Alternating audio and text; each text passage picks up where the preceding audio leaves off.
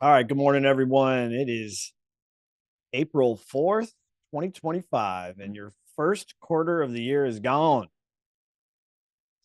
How's everybody doing? Right? Your business is cranking. Maybe, maybe not so much. All right. Couple quick things I want to just mention before we introduce our guest for the day. Cash offer program where we've been working out some of the bugs. I actually have another meeting with them after our mastermind today. Primary thing I've been trying to do is really put us in a little bit of a better position to understand it, how to explain it, and then how to use the system. And it's just taken a little bit longer than I wanted. So, for those of you that have already signed up to learn more about the cash offer program, thank you. We are going to do our next mastermind and game planning next Friday, April 11th. If you're not signed up for the cash offer program and it's something that you are interested in doing, you can go ahead and, you know, look at the QR code there real quick and sign up for it, or shoot me an email if you're interested in learning more about the cash offer program. Again, what we're just trying to do is put us all in a better position to get in front of property owners, and whether they use the system or not, it's irrelevant. Really, it's more marketing and lead generation, as well as an opportunity for us to grow our investor database. So if you get a chance to sign up for that, I encourage it. And then our next mastermind will actually be Friday, April 25th. We're going to have another guest speaker with us. His name is Tim Johnson. And he started, really, it's the first one I've seen. He's actually started a tax planning and tax consulting company specific to real estate professionals. And what's cool about it is not only strategy for us running our real estate businesses, more importantly, he's very familiar with the self-directed IRA, 1031, those things that are extremely important, right? So I'll send out a couple email reminders. What I do like about what he's offering, and I know he'll talk a little bit more about it, is group coaching for real estate agents on, maybe how to set up an entity, the right entity, right? Give us some great case studies on how to take that not only for tax purposes, but how can we start, building a little bit more wealth and ultimately making an impact on our bottom line. So super excited to introduce Tim to you guys on the 25th. And then with that being said, we have a special guest, Mr. George Alvarez. Say hi to everybody, George. Hello, everyone. How you guys doing today? George has been a supporter of CIAS, and George is here in the Los Angeles area with us, and we've known him and his team for a little while, and he's sponsored a couple of our live classes, which is great. But more importantly, he's someone I want to introduce you guys to for some potential business. But more importantly, I wanted him to be here and just share some of his experiences and knowledge around real estate investing, right? So he's very familiar with the space. He's an investor himself, right? All that good stuff. So, George, tell us all a little bit about, you know, what you do and where you're at and all that good stuff. And then I'll give you the share screen. All right. Thank you, Brandon. As Brandon mentioned, I'm in the Los Angeles area. I'm in San Gabriel Valley specifically. And I've done some, buying and flipping, and primarily my business is focused on mortgage loans, right? So, we handle a broad variety of loan types. But today I'm here to talk about DSCR, which is a debt service coverage ratio, right? Which is the most popular loan, other than hard money, for investors, right? And so, um, if Yeah. we can show the presentation there, I'd love to kind of jump into it, Yeah. and Let's I'm go sure for it. that's going to bring up a lot of questions, and I'm going to be really excited to answer those questions for you guys. Yeah. Go for it. You can go ahead and share screen, George, and then All right. we'll we'll get it going. And you guys don't hesitate, during the presentation if you want to raise your hand or unmute yourself and ask a question. Yes, please do. Please do. All right. So just quick show of hands or whatnot. How many are familiar with DSCR loans and a little bit at least? Cool. All right. All right. All right. Thank you for that, John.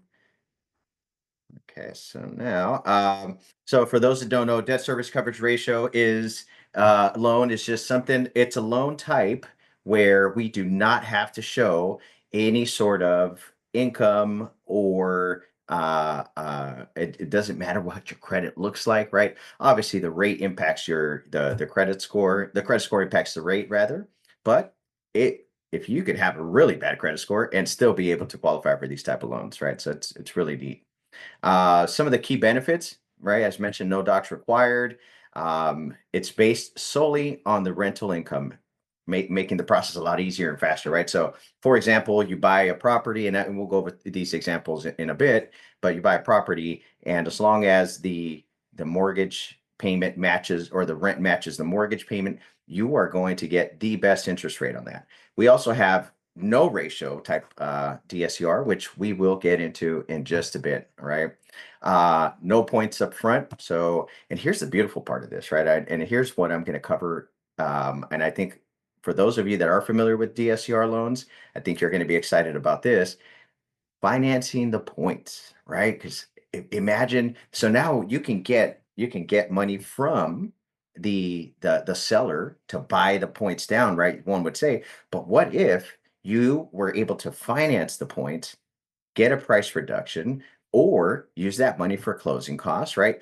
Or combine it, right? If you get 5% from the seller, right? And we can use 3% of that to buy down the points, right? To buy down the rate, and then 2% to cover your closing costs or get a price reduction, right? So now that improves your buying power. It leaves more money in your pocket, right? And so financing your points into a loan without affecting the par interest rate. So sometimes, especially with those buy downs that Brandon hates, the 2-1 2-1. 3-2-1, right? Those you what happens with those, right? You have to use all that money. The seller has to pay for it, right? And when you go to get a 2-1 buy down, let's say the rate was 7% because of the 2-1, now it's 7.25, right? So the pricing went up 0.25% because of the 2-1 buy down. So now instead of getting a 5%, which you should get, right, you would get a 5.25 or 6.25, depending on the buy down type. This type of financing, right, will not impact that interest rate. So I thought that feature was pretty neat. Yep. So And just a this real quick question to Mhm. clarify. So even it sounds like, I just want to make sure, no matter um, how you use the money, as long as they're considered, you can still you know, write them off, even if you use them towards part of them through closing costs and part of them for something else. Is that correct? Correct, because it'll be on your closing statement, right? The ones you probably won't be able to write off are the ones you finance, right? Because those are going to be tied into the loan amount rather than showing up on your settlement statement as a closing cost. Okay, Right. got So it. Which which that's a great question to ask a CPA. I'm actually going to bring that up to mine. So you were going to say? yeah, yeah, I was gonna say so, and that's a great point, Kamaya, because all of this shouldn't just be so black and white that, right, George is just introducing an alternative, which is great. It's an option. But at the end of the day, right, it's about our tax strategy, right? What is better for us to have it paid out of pocket and write it off, like the question you asked, Kamaya, or hey, who cares? And maybe I need that cash to do some repairs, but I can finance the concession as an example into the loan. So I think it's just situational, right? What's the scenario, and then we just run the numbers. Thank you. Yep. On the opposite end of that, let's say you needed some money, right? And you're okay. The DSCR works, right? So the ratios aren't aligned, even if the rate was up 1%, but you needed some money in your pocket, we can actually increase the rate by 1% to give you 2% back as a yield spread premium. So in an example, your loan amount is 750,000. The rate is 8% or 7%. We increase it to 8%. Now we can put $15,000 towards closing costs, right? So that's a reverse way of stacking the points, right? Rather than bringing it down, we bring it up, get you some cash in hand. If that was a strategy that was necessary, right? So in most cases, that's not going to be it. I understand that, especially when we're talking about having the seller pay for all of this stuff. But I just want to present that to you guys and know that it's available. Right. All right. All Perfect. right, cool. We already talked about path of least resistance, minimal documentation required, right? Like when we're getting a mortgage, right? We ask for a lot of stuff, and people say, "Oh, yeah, you're asking for my firstborn and all this stuff."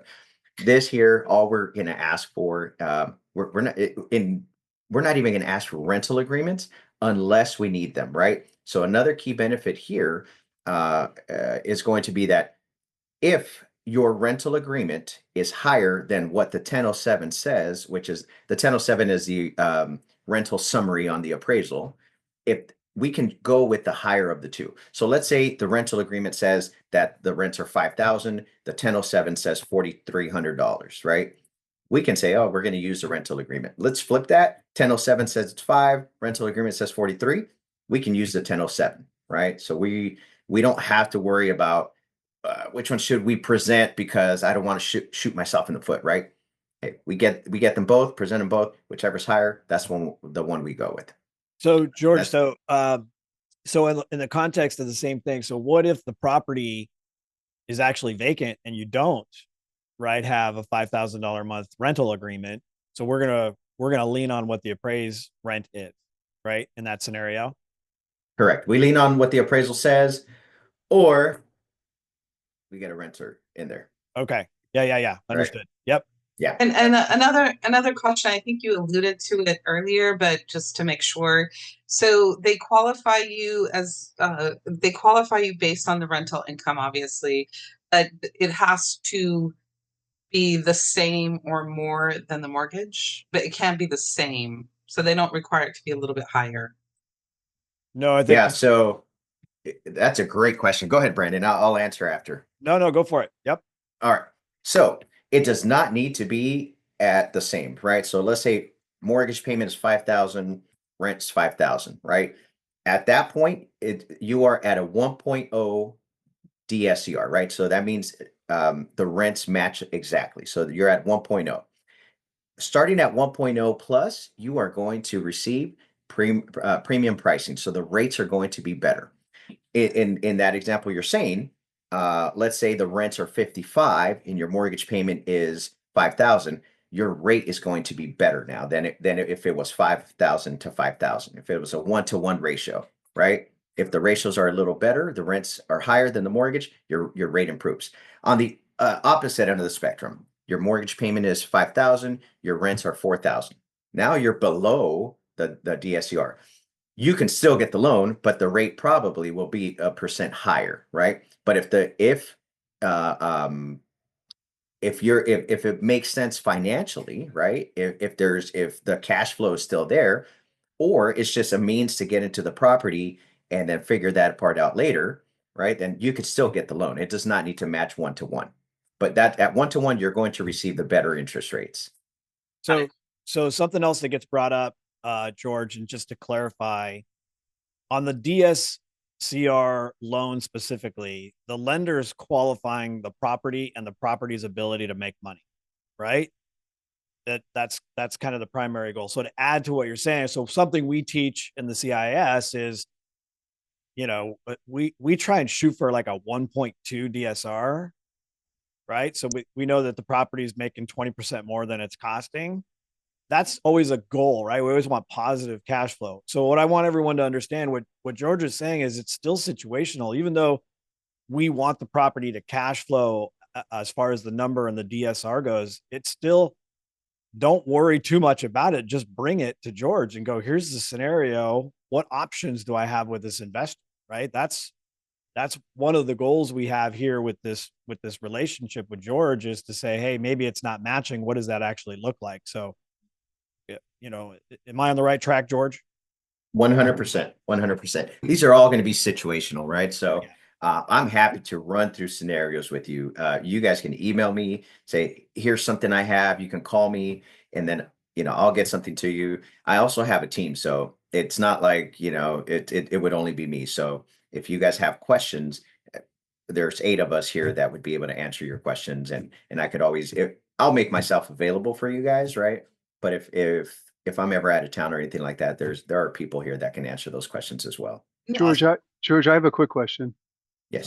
What happens if, like, you don't have a renter in and the rental summary says it's at 4,000, you get the loan, and then you come in and the rentals really you're going off at like 45 or 5,000 a month. Can you go back and change? Will the rate change? Or do you have to Unfortunately not. refinance it? Okay. You're right. You would have to refinance it, correct? But what I was saying is, if and I was explaining this earlier, and I can't quite be too direct, but if you guys can read between the lines here, okay? If you don't have a renter, all we need is a rental agreement.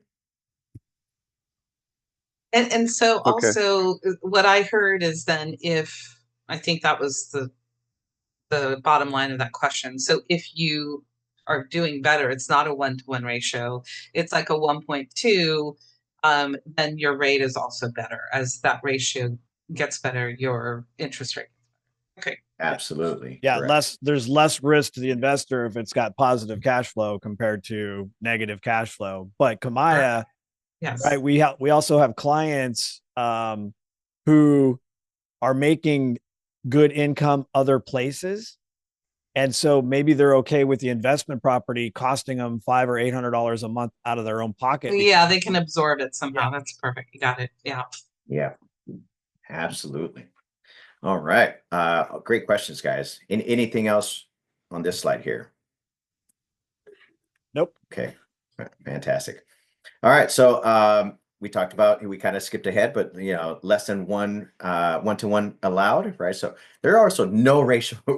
Like if you have just a dumpy property, but you feel like it's a gold mine, and the rents come out to 1,000 and the mortgage is 4,000, it's okay. We can do it. Nothing's going to be sexy about it. The rate's going to be ugly. The payment's going to be ugly, right? But we can do it. All right. Any type of property, is that correct? So condo, single family, units all apply here? I'll apply it. Condo, single family, a multi. We could do, and we're gonna get to that in a little bit, but we can do up to 10 units, guys, and not have to go commercial. We can go residential, DSCR, up to 10 units, right? That does not look too pretty, but 8 units down, residential does not look bad, right? It looks really good. Because we all know if we go commercial, everything's a lot more expensive, right? If you haven't done commercial, right? The appraisals are expensive. The inspections are expensive, all non-refundable. And if you get into it and you just dump $10,000 into inspections and appraisal, and then you find out we can't do the loan, you just lost 10 grand, right? That's what happens with commercial side. So we can always start on those multiple units, right? And get into a residential with DSCR, minimal documentation required. And those tend to debt service, right? Those are always at 1.25 or better, because at least for the most part, if we're putting at least 25% down, right? So also you mentioned about, I'm sorry, go ahead. I'm sorry. And that just, you brought up down payment. Is there a minimum requirement, or it's just like anything, it's a sliding scale that either helps the cash flow and helps the rate? So can you make it like a second home and put down 5%? No, these are investment only, minimum of 15% down, and we encourage at least 20. Minimum 15%. Okay. Yeah. But right. Kamaya, that's specific to the DSCR program. Correct. There are 5% down up to 4 unit programs available now, but that's a whole separate. Okay. That would be FHA, right? That would be you can go FHA with 5% down, multiple units. You can go conventional 5% down on a duplex, right? So there's a bunch of different things we can do. But again, situational, right? So right now what we're covering is just the debt service coverage ratio, which is technically it's considered residential, but it's a business type loan. So in addition to we are not just capped here in California. We could do this across the country.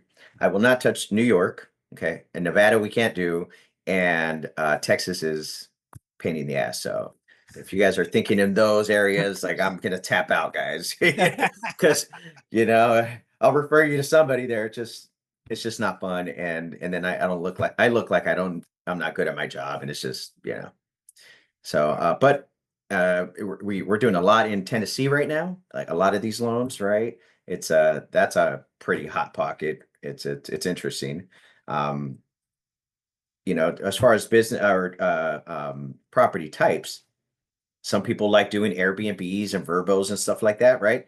We can do DSCR loans for those type of properties as well, and use that income to for the DSCR, right? So sometimes Airbnb, you're at 1.25 just because you're in the right place. The market offers those higher rents, right?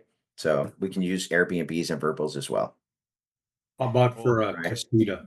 George, you casino? mentioned New York. Uh-huh. You mentioned New York. Is that all of New York State, including upstate New York, or are you just New York City? All of New York. I just don't touch it. They're an attorney state, and they are just difficult. I would refer you to somebody that does those type of loans in that state. Thank you. You're very welcome. Here's something you guys will like. You can close these loans in an LLC, a trust, or a corporation, right? So there's none of this stuff where you have to put it in your name and then put it into the LLC name. You could just record it in the LLC, keep the chain of title clean the entire time. All right. Very cool. Yeah. And we can do 1031 exchanges also, right? So a lot of times we're moving our money so that we don't have to pay taxes, and 1031 exchange is a great way to do that. Do you guys have any questions on any of these slides? 1031 exchanges, LLCs, short-term rentals, the states we cover. So I think it's an important fact that that you're talking about regarding like traditional buyers and sellers. So in the traditional real estate world, if I'm the borrower, right, me and my wife are the borrower, we're qualifying for the loan, which means really technically we're writing the offer in the name of us, right? And so if I were to write an offer in the name of my LLC and we're the borrower, the lender in the traditional world is going to say your LLC can't buy it. That's what you're talking about, George, is we have to wait for it to close and then we can put it in the name of the property. Well, with the DSCR loans, we can write the offer under the LLC if I already have an LLC, correct? Mm-hmm. Yeah. That is correct. Yeah. Yeah. See, and that's another cool factor with that particular program. So I love that. I love it. Yeah. You're protected, especially with rentals, right? They can come after the LLC, but not you personally. Yeah, absolutely. Okay, cool. All right. And what's the rate differential between just, if you qualify to buy it, under just on your own, what is that rate difference? Just kind of, I know not just generally, like how much higher is it to go with this type of loan? Oh, yeah. So the rates, it's a non-QM product. So non-QM stands for non-qualified mortgage product, right? Also known as like a non-conforming product, right? So these don't go to Fannie Mae, Freddie Mac, or any of the government agencies. These are all private investors. So rates tend to be about, depending on your credit score, depending on the down payment. So the variance is big. If you put 15% down, the rate's probably like 8%. But you put 25% down, it's about 7% without a buy down, right? Now, 7% is not too far off of where rates are today, which is on a conventional like 6.5%. So we're talking about a 0.5% differential if you are able to put at least 25% down. Got it. Thank you. Right. Yeah. And then we're going to talk about these discount points, right? And having the seller be able to pay that. Now, an example you guys are going to see, we're going to go from 7% where rates are on that, right, on that scenario that we run, and I'll share with you how I priced it out. But we go from 7% to 5.5%. Right now, 5.5%, you're saving a substantial amount of money, right? And so we can stack the discount points on top of the loan amount, right? And this is, you can finance these points, not impacting your interest rate. We can do non-warrantable condos, right? Yeah, those aren't fun, right? If you guys come across those, you don't these DSCR loans, we can close them in like 12, 15 days, just fast, right? You get into a non-warrantable condo or anything that has a little hair on it, just be graceful, I mean, and allow us the 30 days and just know that's just kind of how it's going to go, right? But non-warrantable condos are they're really popular right now, right? Because either the HOA doesn't have enough in their budget, or are you guys familiar with all the things that are happening with the balconies and the SB 326, right? Yep. Those are coming up all over the place. And even though these HOAs had 5+ years, they were notified and they had to do this, here they are becoming non-warrantable, right? So we can do those as DSCR or even conventional if you come across something like that and you're like, oh, I'd rather do this as a second home, put my 5% down and get that home because it'll make sense, right? We can do that as well. Let's see here. Multi-units, we talked about that, up to 10 units. And let's see here. So no personal income verified. This is based solely on the cash flow of the property, which we discussed. Streamlined documentation, ID, bank statements, mortgage statements if you have properties, and rental agreements. But I'll send you guys a list of the typical documents. I'll send it to Brandon. Brandon can share that with you guys. He can share my information, and just open door policy if you guys have any questions anytime. Weekends. You guys work on weekends. You guys are looking at properties on weekends. You guys are doing all that. Feel free to reach out anytime. My phone is on 7 days a week. Okay. Flexible financing for your investment portfolio. And of course, these are all designed for investors to build your wealth and Right. So Real quick, George, we have a Mhm. question in the chat around self-directed IRAs. So self-directed IRAs, they allow you to borrow money to purchase real estate, but it's typically a non-recourse loan. So do you have a product that would loan on a property that is going to be in the name of a self-directed IRA? But I haven't come across that. Okay. I don't have that answer, but I will have that for you today, Brandon. Yeah, it'd be interesting, especially with the DSCR product. So yeah, be good to know. I'm writing that note down. I'm also going to find out about the financing of the points, right? So if that's something we can write off. Okay. Right? So anything I don't have, any answers I don't have, I will get those to Brandon. Brandon will share with you guys. Perfect. All right. All right. We already talked about financing the discount points, reducing your cash to close, right? So I kind of just skimmed through that. Did anybody have any questions as far as like how many points we can buy down, how much money we can actually take from the seller? Any questions about that? Is there like a maximum amount that the lender allows? Yes. So great question. So you can buy down. So it becomes a high cost loan, right? And then we kind of get out of guidelines if we're doing more than 4 points, or we're using more than 4 points to buy down the interest rate, right? So the ratio is 2 to 1. The most you're able to finance is 3 points, right? So if you wanted to, we could you finance 3 points, you stack that on top. So if we're buying, and I'll show you the loan, the scenario, and let me see, it might be the next slide because that might be yep, here we go. Let's just get into this one, right? So yeah, the max we can use is 3 points, right? So we can finance that. In this scenario, we're buying for $1 million, okay? And I put 2 points, but it's 3 points over here. A typo on my end. 3 points to buy down the interest rate. So if we start at 7%, we end up, it's a 2 to 1 ratio, right? So we end up with 3 points getting down to 5.5% interest rate. You can finance those. So now you stack that 22,500 on top of the loan amount, right? And if you have more money from the seller coming, you can use that other point to buy down the interest rate to 5%. You just can't finance more than 3%. and the max we can do is 4%. So you could technically end up with 5% in this scenario here. If we're at 772, 500, right? Financing 3 points, but now we have a 5% interest rate. That payment would actually be $4,146, right? So you can see the savings is nearly it's like $900 and close to $1,000 a month. That So would Geor- definitely increase your cash flow. Right. So what I want everyone to understand is in the traditional world, we're just not used to having these conversations with buyers, and our lenders are certainly not used to having these conversations as well. And the few times that I have made the comments to our group or in class around a permanent buy down, I always felt pretty comfortable, George, that it would be pretty easy to buy a rate down to 0.75%, maybe 1.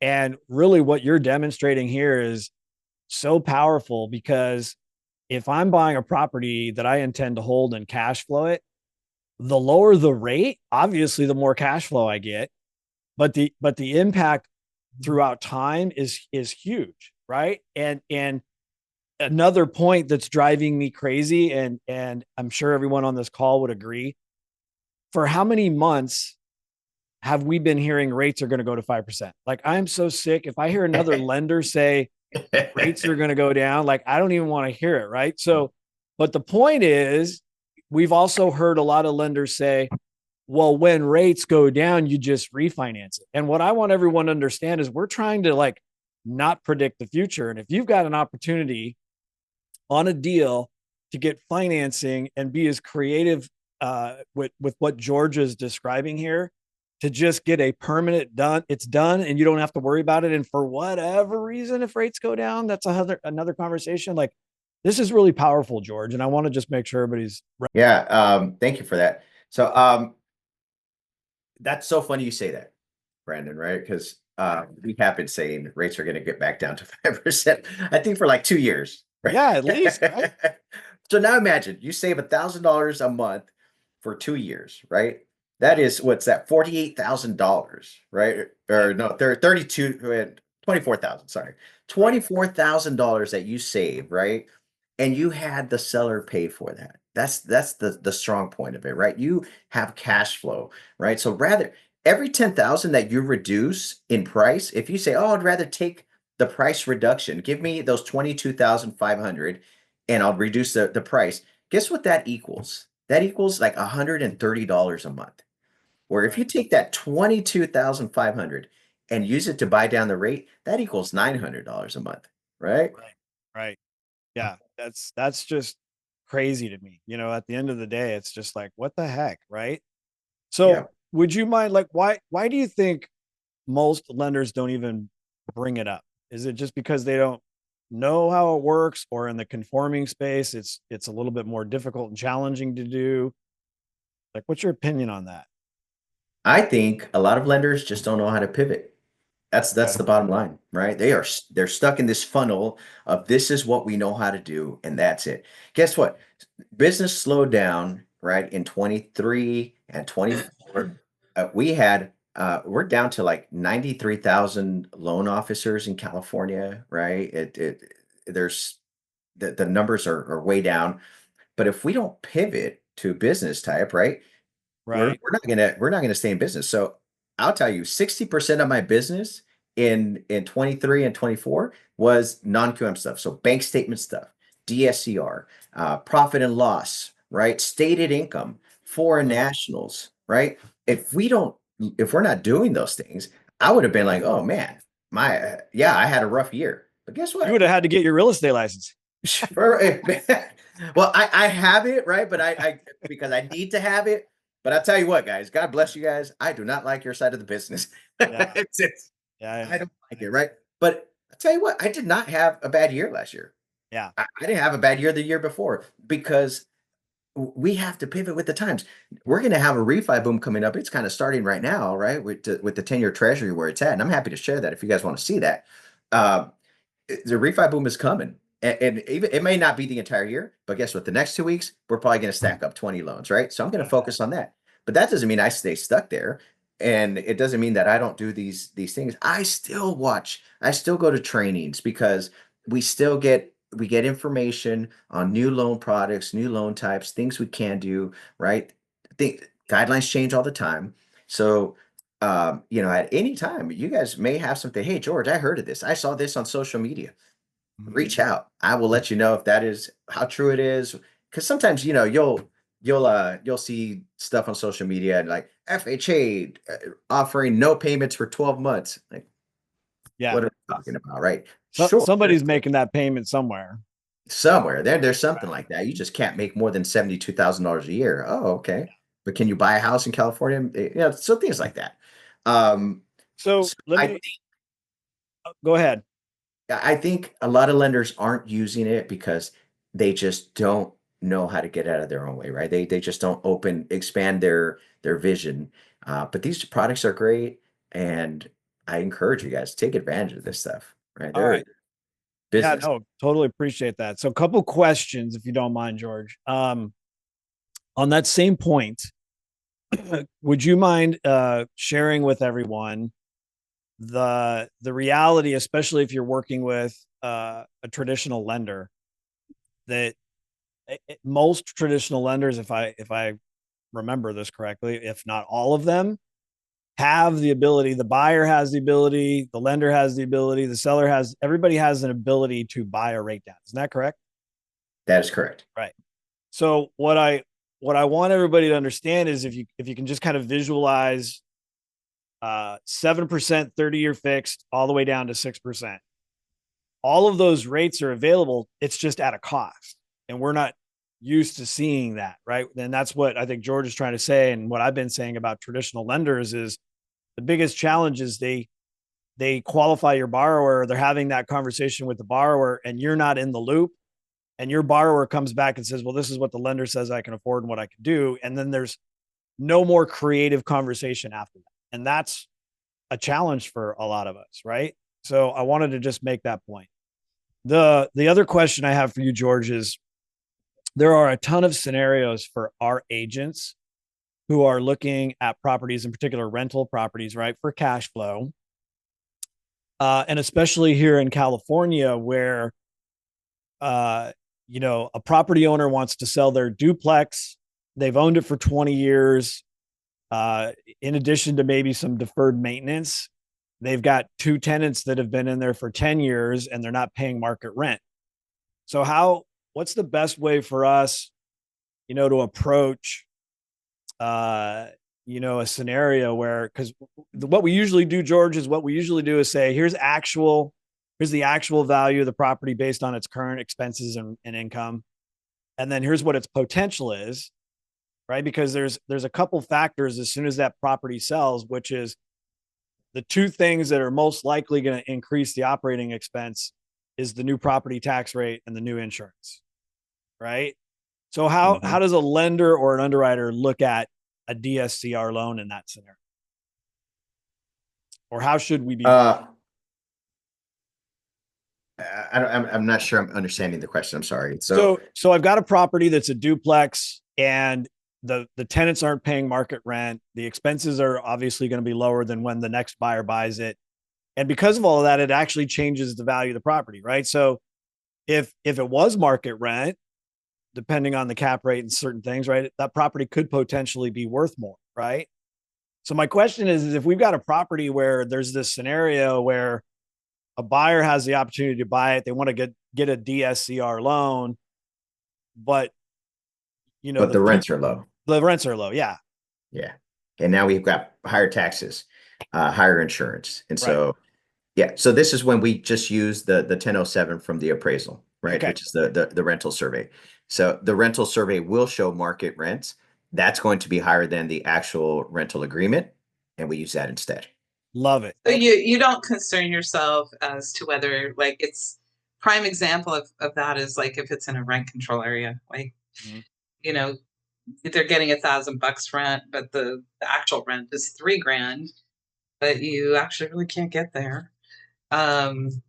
So, but what you're saying is they don't consider like, hey, this is in a rent control area. They'll just look at what the appraised rent value is. That is correct. Okay. Oh, that's good.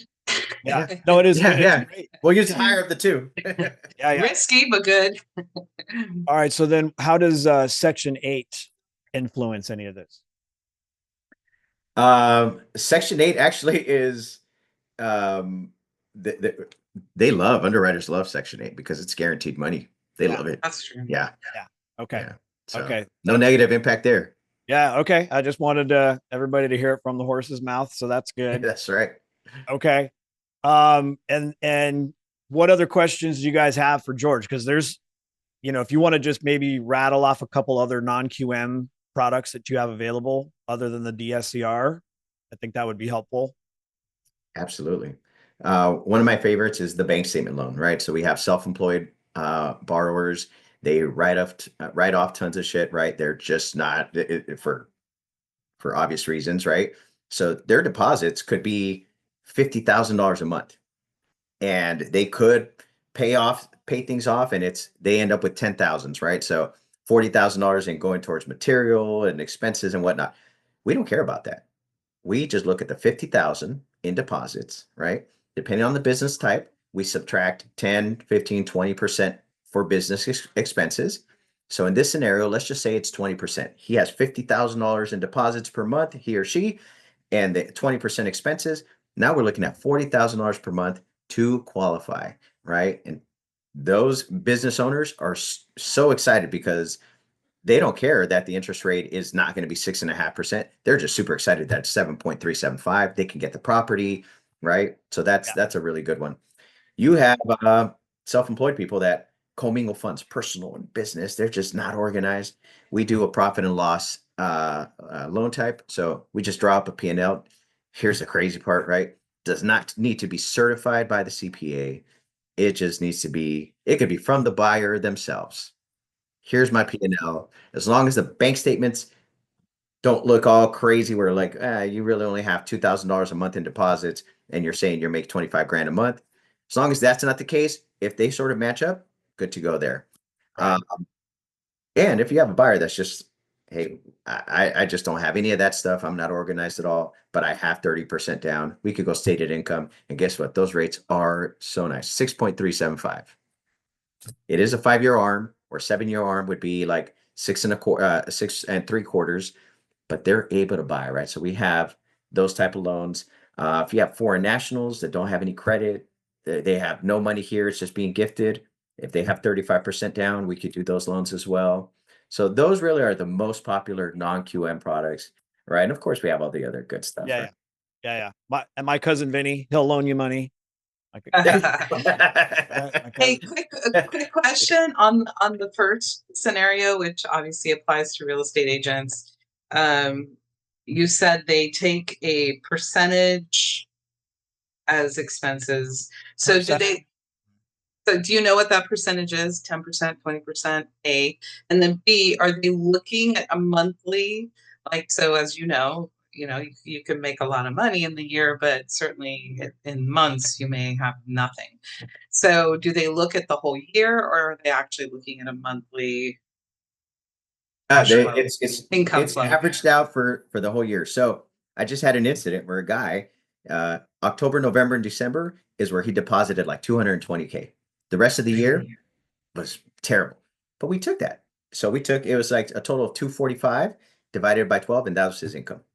And as far as like the hit for expenses, the business expenses, if your CPA is willing to write a letter that states that you are self-employed and he or she has filed your taxes for this many years, we could do as little as 10%. If your CPA is not willing to do that, then it has to be something like 40% business expenses. But most of the time, the CPA will write that letter for you, right? They don't need to state how much your expenses are. If they want to, fantastic. I have a template. I'll just send it to, I can send it to Brandon as well, saying this is what it sort of looks like. Now, I've never come across a CPA that likes for us to tell them what to write on the letter, right? So we just say, this is just for you to look at and make it your own, right? So I can send that to Brandon as well. Here's right. a guide. So there's what's that?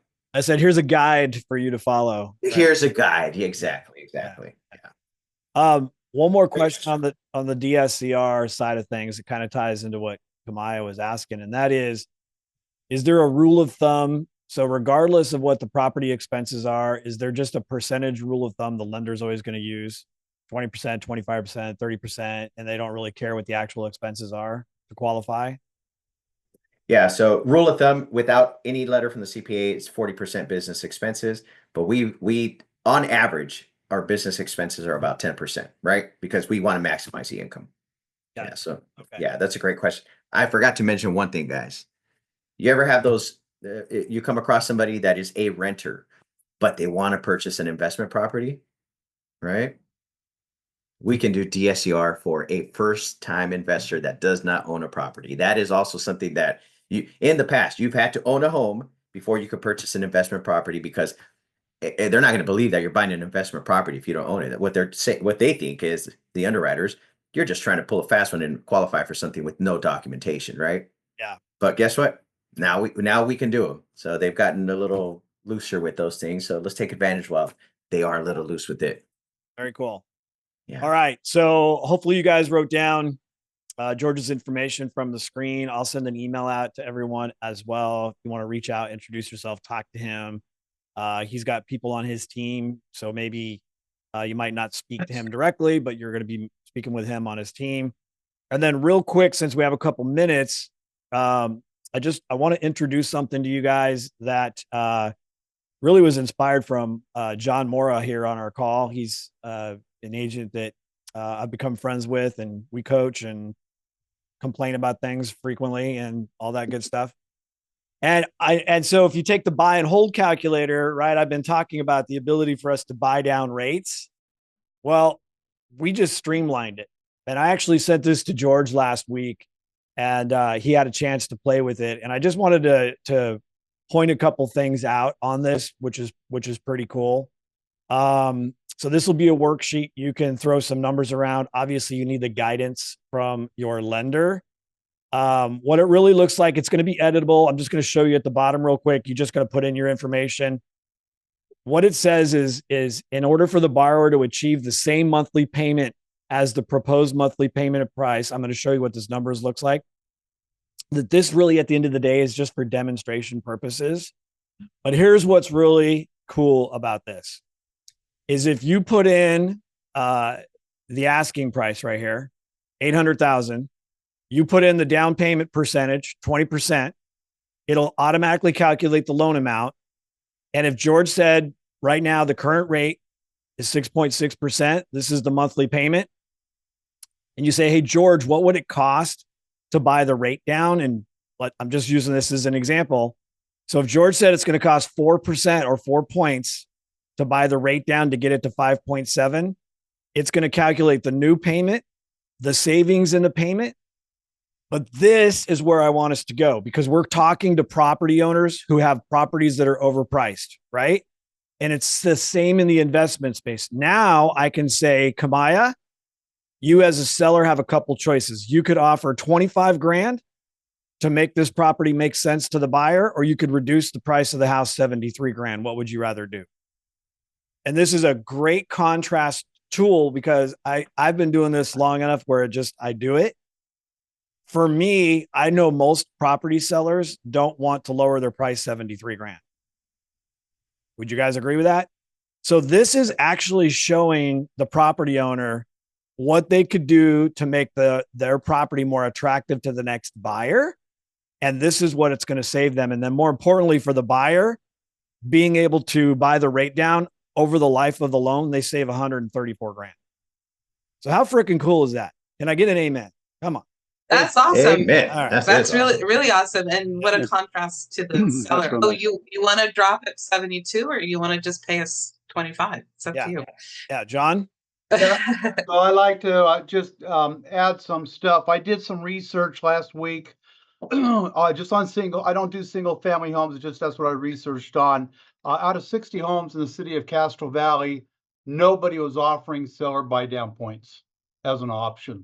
So on the flip side of that, I'm picking up 2 listings specifically because I brought this to the attention of the owners. They were both expired properties. And I said, hey, this is why it expired.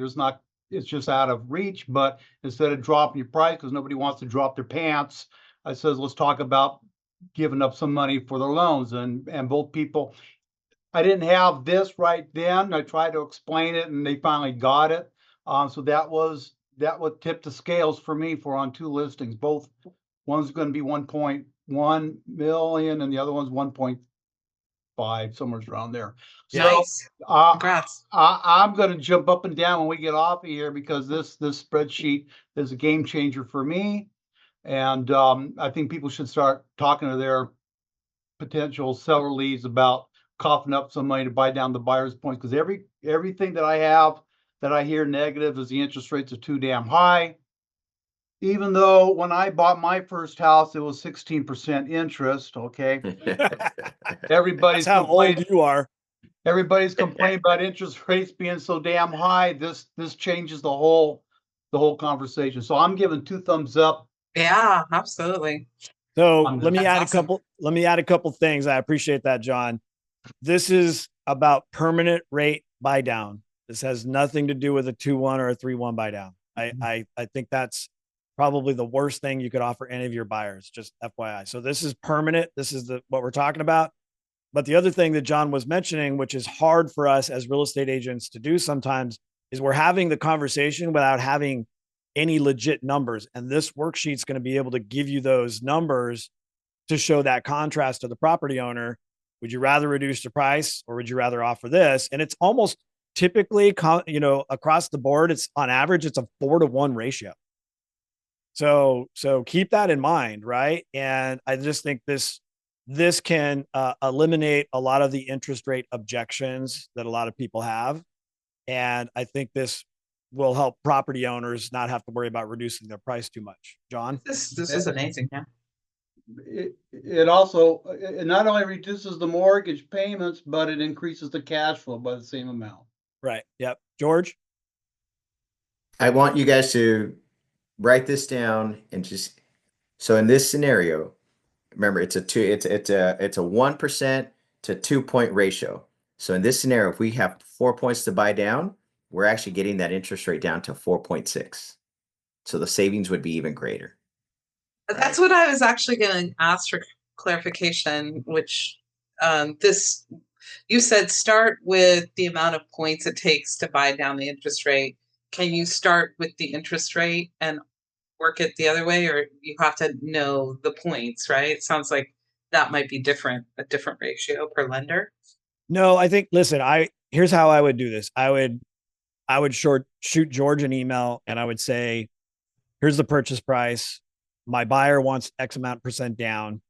What would be the standard rate? Like, what would you normally just quote? Right. And George will tell you what the rate's going to be. And maybe it's 1 point up front or a half a point or no points or whatever. He'll tell you that.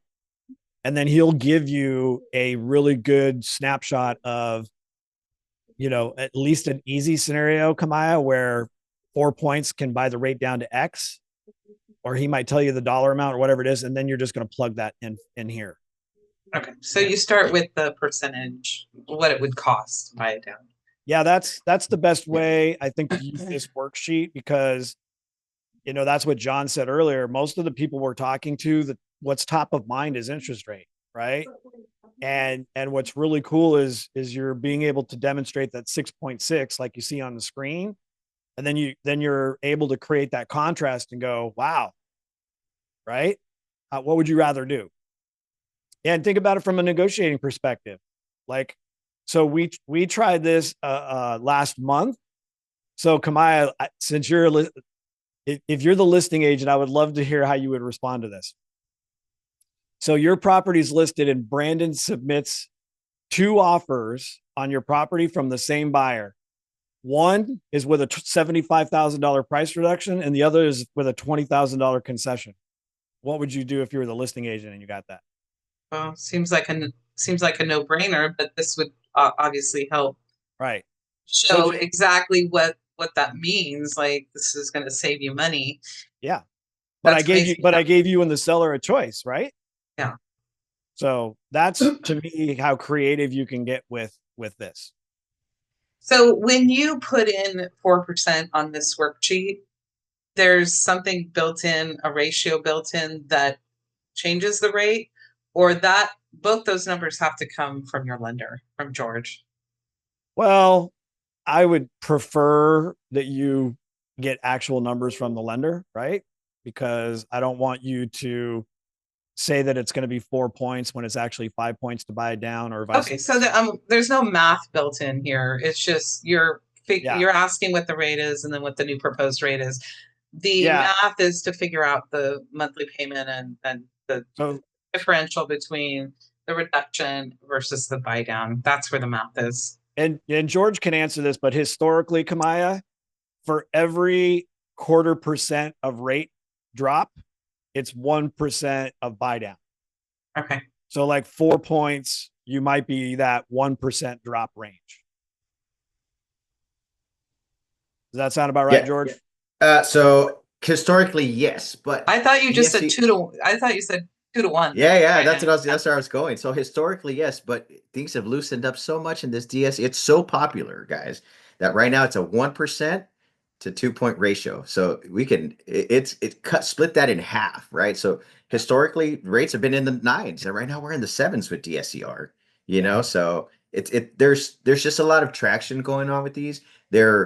We've done them now for a little over 2 years. They're performing well. People are paying on time. There's less than an 8% of foreclosure, right? So these loans are performing. So guess what? They're becoming more popular. They're loosening up things until some people mess it up, right? So George, not to belabor, but on this graph where it says points to buy down rate, you're saying 1% equals a drop to 4.6? No. So No. here, No. the 4 points would equal the drop to 4.6 instead of 5.7. Okay, so the Because- 4 so it's- 4% This scenario right here is going to drop this one lower, Kamaya, okay. which is why, because of how things are changing, I would rather you just reach out to George, give him a quick scenario, and then let him give you some numbers to plug in. So here's maybe a better way to explain it. Every 2 points will buy down the rate 1%. There you go. Okay. Yeah, Thank you. yeah, you got it. Yeah, that's awesome. All right. All right. George, man, we appreciate you making the time to get on here and meet some folks. Thank you Absolutely. for sharing your information. Obviously we are trying to work really hard at creating more business for ourselves, right? So Absolutely. Thank you for welcoming me. I appreciate it. Yeah, absolutely. Thank Okay. you, George. Thank you so much. Thank you, Brandon. You're welcome. All right, Thank you, everybody. Kamaya, for the great questions. I appreciate that. Thanks, everyone. Happy All right. Friday. Great weekend. Happy Friday. Bye, Have a good one. guys. Great info. Thank you. Thank you.